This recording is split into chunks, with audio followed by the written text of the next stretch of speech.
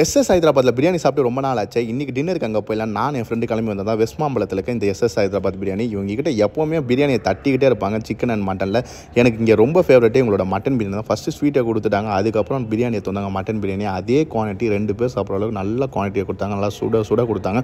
சரி சைடிஸ்க்கு என்ன வாங்கலான்னு பார்க்கும்போது தான் சிக்கன் 65 வேணாம், வேறு ஏதாவது டிஃப்ரெண்ட்டாக வாங்கலான்ட்டு இவங்கள்ட்ட சைடிஸ் வந்து கிரன்ச்சியாக ஏதாவது சாப்பிட்லான்னு பார்க்கும்போது இவங்களை மெனுவில் வந்து புதுசாக ஆட் பண்ணியிருக்காங்க சிக்கன் பாப்கார்னு. சரி அது ஒன்று ஆர்டர் போட்டாச்சு. சிக்கன் பாப்கார்ன் பிரியாணி இந்த காம்போ வந்து இது வரைக்கும் ட்ரை பண்ணதே கிடையாது, தான் ஃபஸ்ட் டைமு. ஃபஸ்ட்டு நார்மலாக ட்ரை பண்ணால் சாப்பிட்றது டேஸ்ட் வைஸ் பக்கா வந்து, ஆனால் பிரியாணியை கொஞ்சம் சொதப்பிட்டாங்க.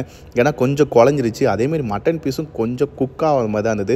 எப்போவுமே இங்கே பிரியாணி வேறு லெவலில் இருக்குது. இந்த வாட்டி கொஞ்சம் டேஸ்ட் கொஞ்சம் ஆவரேஜாக அந்த மாதிரி இருந்தது எனக்கு. அதுக்கப்புறம் கொஞ்சம் பெரிய பைட்டா பையன் சிக்கனு, முட்டை, கத்திரிக்காய் பச்சடி, ரைத்தா எல்லாத்தையும் சேர்த்து வச்சு பெரிய பைட்டா பைட்டன் டேஸ்ட் வைஸ் பக்காவாக இருந்துச்சு. ஆனால் பிரியாணி கொஞ்சம் குழஞ்ச மாதிரி தான் இருந்துச்சு. ஃபைனலாக அவங்களோட சிக்கன் பாப்கார்னை வச்சு பிரியாணியோட ஒரு பைட்டு போனால் டேஸ்ட் வைஸ் சாப்பிட நல்லா இருந்துச்சு. ஆனால் நார்மலாக சாப்பிடும்போது சிக்கன் பாப்கார்ன் டேஸ்ட் வைஸ் நல்லாவே இருந்துச்சு. உங்களோட ஃபேவரட் பிரியாணி சிக்கன் பிரியாணியா மட்டன் பிரியாணி மறக்காமல் கமெண்ட்ஸில் கமெண்ட் பண்ணுங்கள். உங்களை என்னோட சேர்ந்துக்கிறேன். டாட்டா.